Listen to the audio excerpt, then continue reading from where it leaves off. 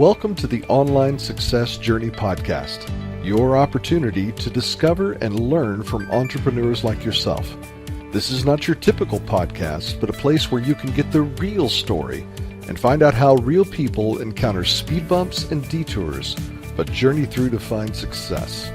Now here's your host for the Online Success Journey podcast, Patience. Hello everyone and welcome to Online Success Journey. This is episode 130. Are you ready to join the clan? Today we have John Jonas, the founder of OnlineJobs.ph, the largest website for finding Filipino virtual workers with over 250,000 Filipino resumes and over 100,000 employers from around the world using it. John has helped thousands of entrepreneurs succeed in their business by doing outsourcing differently. Hello, John. Hi, how are you? I'm fine, thank you. I know the clan here is anxious to hear your story, so let's get started with the basics. Can you tell my clan a little bit about your background, about what you did before you started your own online business? Take us right up to the last job or business before you're online. So I graduated from college and I got a job when I graduated doing programming. I graduated in computer science. And I worked that job for 8 months. My only goal during that time was to quit. I'm not a very good employee. Actually, I'm a terrible employee. I don't do very well. The incentive as an employee doesn't work for me. I worked at that job for 8 months. I was working on my own stuff during that time. And it took me 8 months to figure out a way where I could at least see a little bit of money coming in. And I thought that if I were to spend full time at it, I could quit and make it work. And so I did. I quit and made it work. And that was the last time I had a normal job. Wow. So how long did it take you? Did you just go within 1 month and you're like, yeah, I'm quitting my job? Or how long did it take you to quit this job? So I had the job for 8 months, and the entire time I was working on other stuff, on my own stuff. And that's kind of how I am. And when I quit, I had a little tiny bit of my own stuff going, and I had an opportunity for some contract work.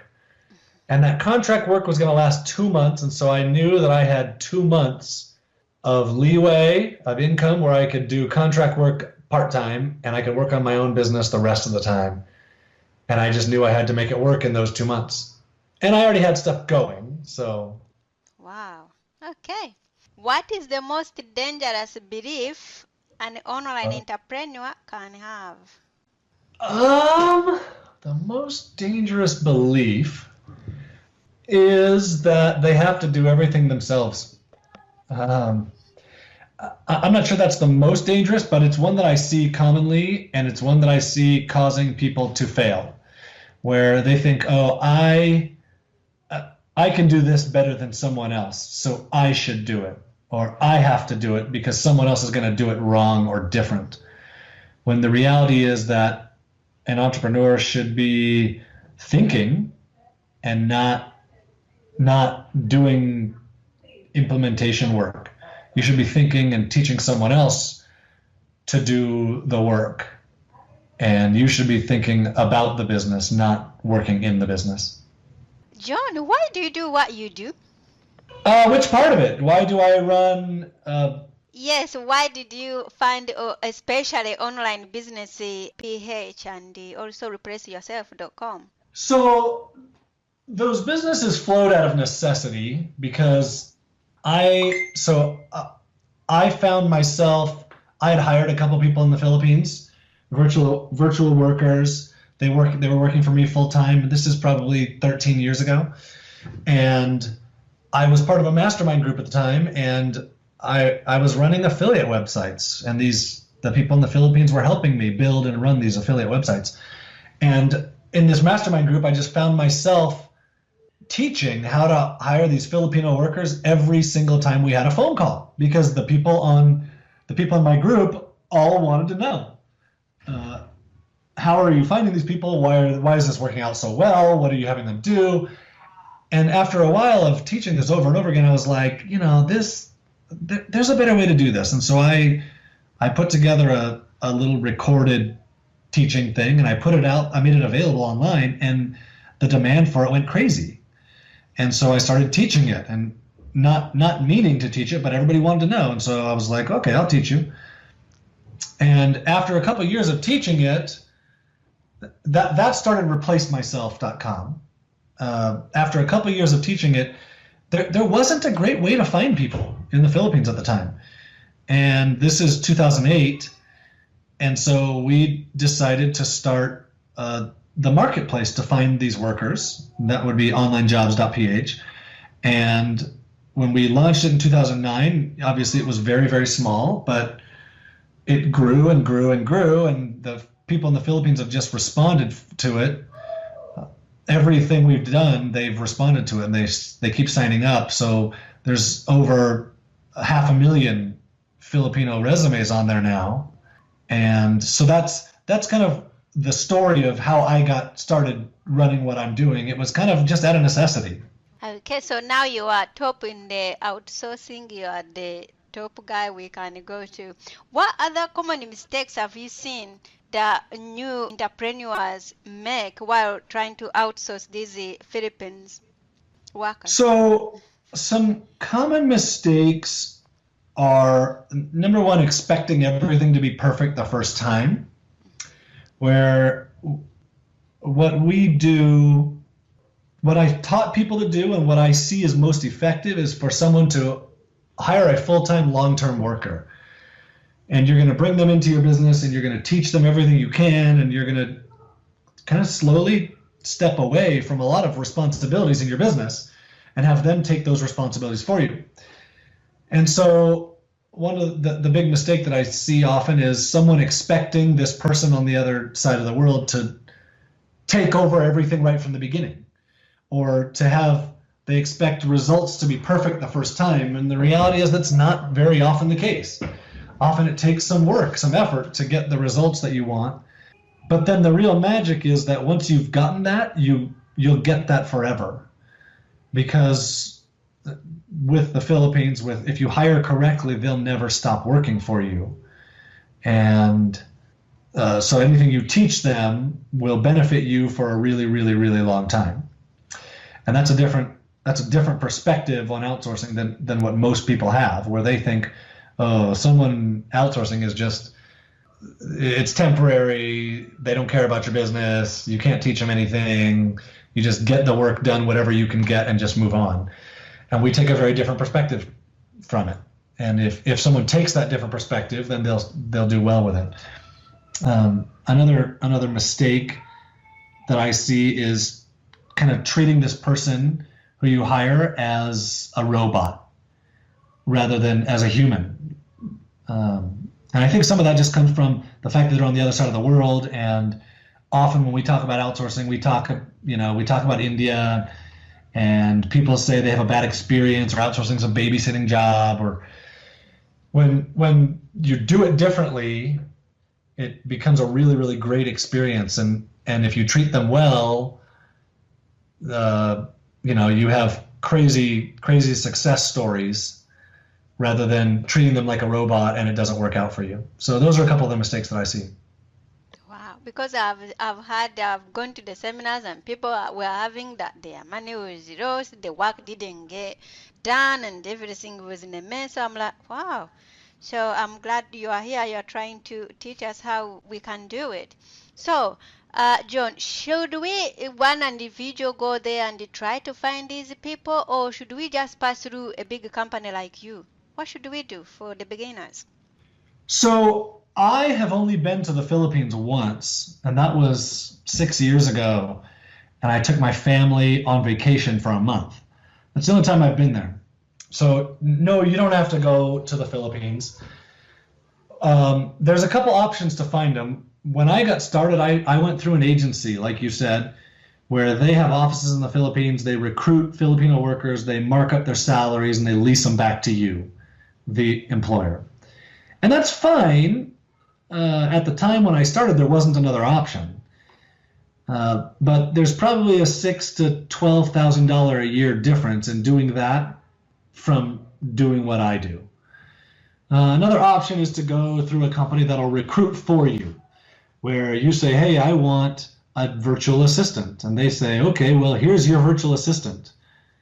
And that's all, that's your only choice, is just whatever they gave you. And that's fine. Typically, you won't see a better success rate with that than if you did the recruiting yourself. So the other option, and this is why we did what we did, why we created what we did, because we didn't like either of those two options. And so when we started Online Jobs, all we do is just provide a platform where you can contact the workers. So you contact them yourself, you look at their resumes, you interview them, you hire them on your own, you pay them however you want to pay them. We don't mark up salaries. We don't require you to communicate through us. You communicate through your own email account or your own Skype or whatever. So we just provide a place where you can find people. And so then you agree on the price with them, and there's no markups, and they get the full salary they're asking for. You don't pay extra. It's a really good situation. What do you think you have been so successful while others have just failed? I think that's a big reason, because we don't mark up the salaries, because we allow people full control. Instead of, the first couple of times I did this, I had to go through an agency. And it was like, oh, you just gave me someone. This is my only option. You gave me one person to choose from. And they're not that great. And I want to be able to find my own person. And I want to be able to interview and recruit. And if I want to hire someone else, I just want to hire someone. I want to be able to recruit myself. And I think that's a big reason why we've succeeded, is because we put you, the employer, in control, and our pricing is super, super reasonable, instead of us being in control and charging you tons of extra. John, can anyone be good on outsourcing? Or are some really cut out for it than others? That's a really good question that I have never been asked before. And I don't think it's cut out for everybody. I'll tell you why. So I had an employer recently come to me and say, hey, who do you know who is good, who I can hire? Which, I don't know anybody who's good who you can hire, because if I know someone good, I hire them. They work for me, right? I'm not giving you one of my people. And that's the case with everybody who comes to my site. All the employers who come to our site find someone good, and they never talk about it. Because if they talked about it, then it would be like yelling out to the world, hey, here's a really great worker, hire them from me, right? But this one day, I had an employer tell me, I have this employee, he's really amazing, but my business has changed and I can't use him anymore. Can you find him a job? And it happened to be the same day this other employer came to me and said, hey, who do you know who's great? And what he was looking for was exactly the skills of this worker who the other employer told me about. So I matched him up. And I knew the other employer, and I knew the worker. I know he's good. And the employer came back to me 2 days later and said, he's terrible. This doesn't work. Oh. And I said, why? Oh, he didn't do this. I told him what to do, and he didn't do it right. And he wasn't very fast with it. And I was like, well, you gave him 1 day. Oof. Like, I'm sorry, this isn't going to work for you, right? So your question of, is this cut out for everybody? I've never been asked that, and that's a really great question that everybody has to figure out for themselves. If you're impatient, if you expect perfection from the beginning, if you're not willing to put up with someone's faults, this isn't going to work for you. If you're willing to be patient, if you're willing to work with someone, if you're willing to train someone, yep, this is going to be amazing. And you have this amazing talent pool that's super easy to sort through and easy to hire from, and none of the normal headache issues that come with employees exist.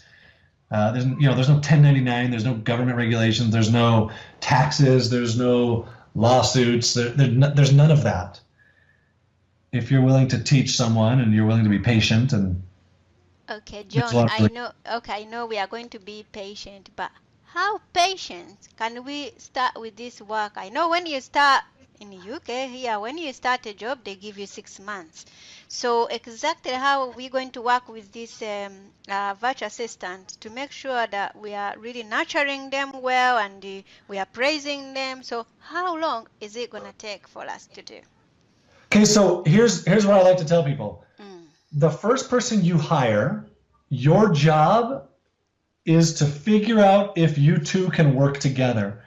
And you should know that within the first 2 weeks, right? Like if you ask them to do something and you give them training and they do it, you might know that in the second day, yep, this is going to be awesome.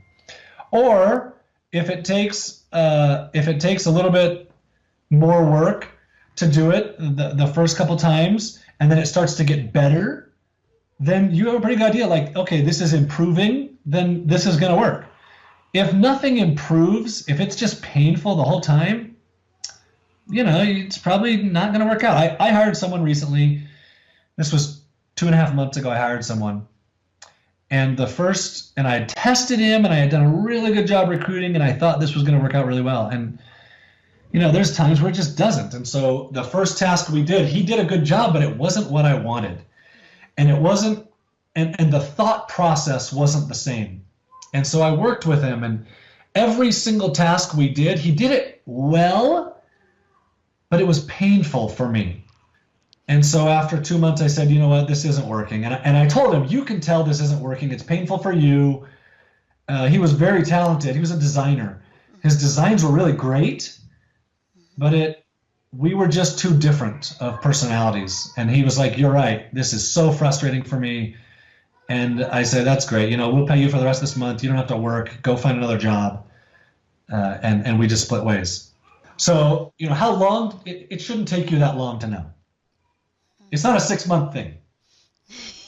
We just wanted to make sure at least we have now 2 weeks, so we should be gauging to see where we are, not being impatient and we say this person didn't work well and be like, maybe we didn't take our time. Okay. Right. What is one thing that has contributed to your success? I'm going to give you 2 things. The first is I'm willing to push through when it gets hard. So I see a lot of people that they run into a problem and they say, oh, this doesn't work. This sucks. This doesn't work. Well, you got to come up with a solution. And a lot of people just don't. They won't come up with a solution. And that, oh, we ran into this snag. I can't fix it. I'm done. So there's one thing that has contributed to my success. The second thing is, in an online business, in any business really, you come to a point where there's hard thinking work to be done. And thinking work is the hardest work. Messing with WordPress is not that hard. It can be frustrating or tedious or whatever. But anybody can mess with a website, or anybody can mess with a little bit of content or whatever. Anybody can dink around on social media and waste a whole bunch of time on Facebook. The hard part is when it comes to thinking through a process and finding solutions in that process and designing the solution. And that's one of the things that I think I have done really well, is in thinking through things, thinking through the problem and coming up with a solution and putting it into terms that someone else can do the work for. So I think that's one of the really big things that's contributed, is my willingness to think and give someone else the work. Okay, you've been online for a long time, since 2004. In all this time, did you ever have a mentor or a coach in your business? I've never had a coach or a mentor who I turned to, who I was paying someone to be a mentor or something like that. I had the mastermind group that I talked about, and there were some people in there who affected me really heavily in some of my thinking and some of my choices. Did you want me to talk about who they were? I was waiting. Yeah. Keith Baxter was one who really heavily influenced me early on. Jim Cockrum was another one who influenced me heavily early on. Just the way that they thought about things, their advice, the way that they work, their ethics. They were both really good to me. So what is the most valuable thing you learned from those two people? From Keith, it was to raise my price.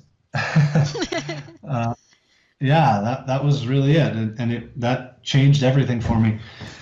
From Jim, it was to stand up for something good, to do something good and stand behind it. And when there's a questionable thing going on, call it out. Say, you know what? Ethically, this isn't right. Don't do this. And that was really good for me.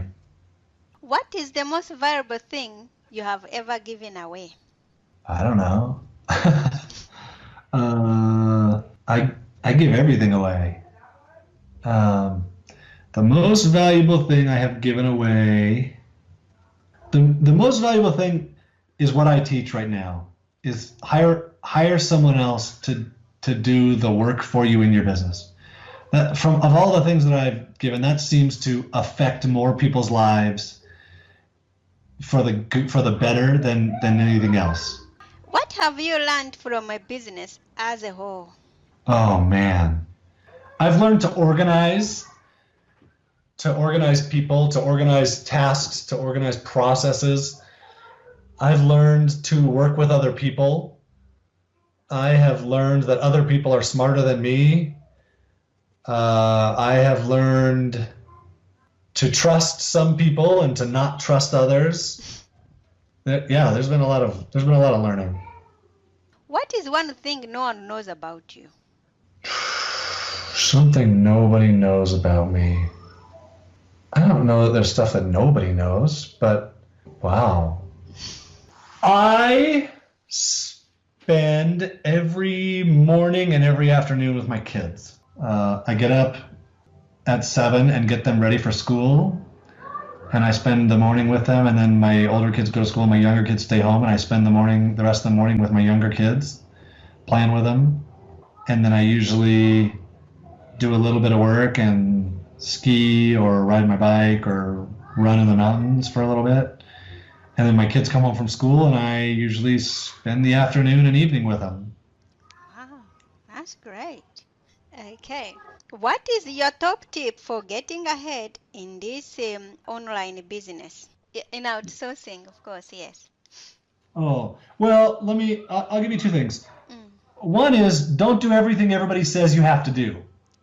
Because there's a million things that people will tell you, you have to do this. If you don't do this, you're whatever. You got to build an email list. You got to test. You have to know your metrics. You got to use this tool. No, you don't. You don't have to do any of that crap. Find one thing that works and do it. And when you're really good at that, then you can move on and implement something else. Years ago, I stopped sending emails to customers. It was like, I don't like email. Nobody likes email. Who wants to get emails in their inbox? This sucks. So I stopped sending emails. I stopped sending a mailing list. I stopped doing marketing emails. And it didn't affect our business one bit. What did you replace emails with? I didn't. I just put my mental effort somewhere else. And so you hear all the time, like, you got to do this. You got to do Facebook ads. No, you don't. There's a lot of stuff you can do, but you got to find one thing and focus on it and get good at it. And then cut through all the rest of the crap. And a lot of the times you got to say no. You just say no to what you're being told you have to do. In terms of hiring a virtual worker and what'll make a difference there is, number one, you got to try it. You have to see if it works for you, which means you got to hire someone. The potential downside is you lose a couple $100. The potential upside is you get hours and hours and hours back in your life.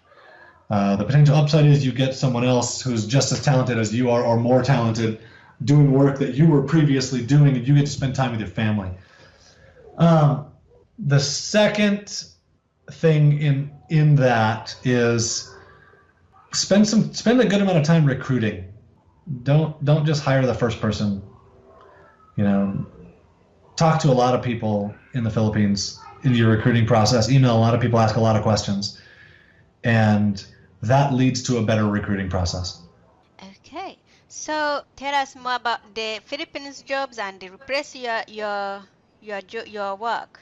That one, how does it work? So we can start using it. People who are fresh into it. So Okay, so I'm going to be totally honest here. I started replacemyself.com 10, 11 years ago. And that's where I teach how and why to hire people in the Philippines. And it's amazing, and the webinar that I do there is really great. The product that is for sale there is not great right now, and you shouldn't go buy it. I'm being honest here. okay. You should not buy what's at Replace Myself, but the webinar that's there that teaches it is really, really good. Online Jobs it's a job board for you to find someone in the Philippines to work for you. And we have some really good education there that I teach. And you can search through resumes and see what talent exists. You can post a job and see what talent applies to your job. And then really, you just have to hire someone and take the leap and see, do I have enough work to keep this person busy full time? Because a lot of people think, oh, I don't have enough work. Once you hire someone, you'll find out, yeah, you got a lot of crap to do. So Online Jobs is the place to go right now, really. I mean, you can go and learn at Replace Myself, but OnlineJobs.ph it's where everybody ends up who's hiring a virtual worker in the Philippines. What are you working on? I own it, so that's my bias. Okay. But that's the reality, is that everybody ends up there. Okay, right. Are you working on new materials to put in this site, new ideas to help newbies online? Anything else you're working on at the moment? So we're currently working on building training at Replace Myself, the product that we sold was training to give to your Filipino workers. So you, the employer, would learn from us, and that's still free to learn it. And then we sell a product that is, here's training to give to your Filipino workers to make them more effective for you. And we have neglected those trainings somewhat. And we're working on that again, and that will become a part of Online Jobs. And so for helping newbies, yeah, we're going to have training to give to your Filipino workers so you can hire someone and give them training that we created instead of having to create it yourself. I am writing a definitive guide to outsourcing to the Philippines right now, and it will be very effective for people who are beginning in an online business. When is it going to be available, John? I wish I could tell you. I don't know.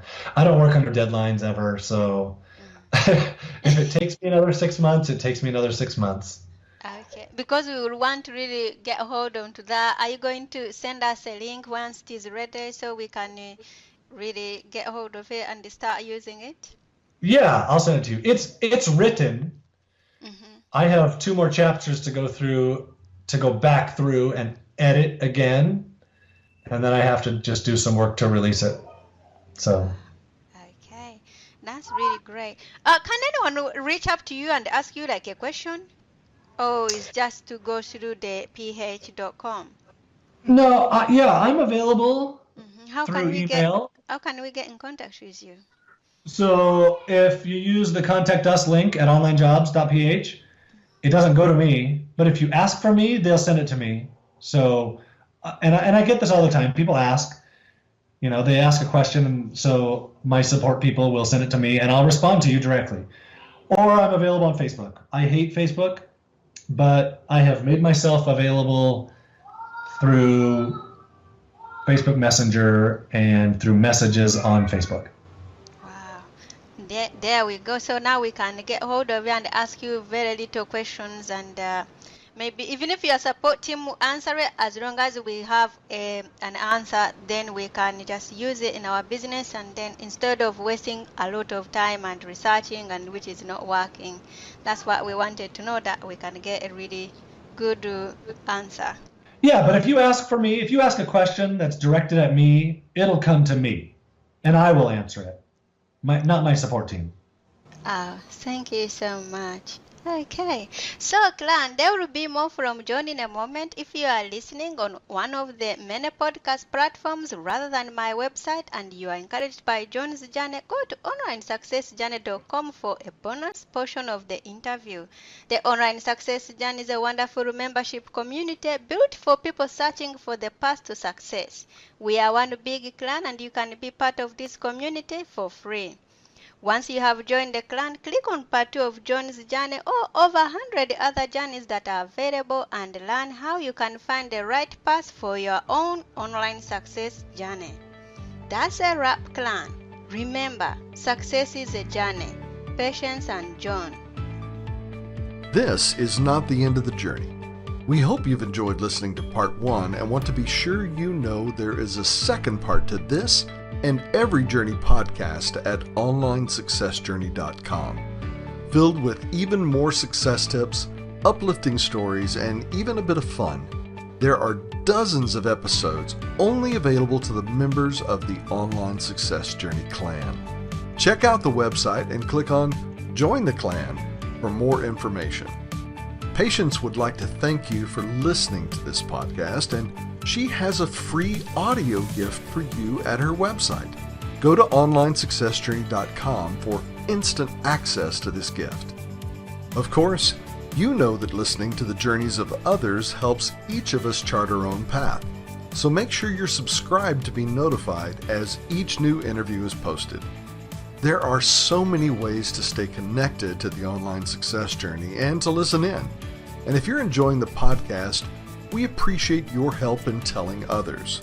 One of the best ways to share the benefit you get is to rate and review it at Stitcher and other sites by clicking the stars or completing the ratings form, by clicking thumbs up and leaving a comment on YouTube, or liking and sharing the podcast on social media. To review the podcast within iTunes, simply open iTunes to the podcast, click on Ratings and Reviews, then write a review. On behalf of Patience and until next time, thanks once more for listening. It is our hope that this podcast will guide you on your own online success journey.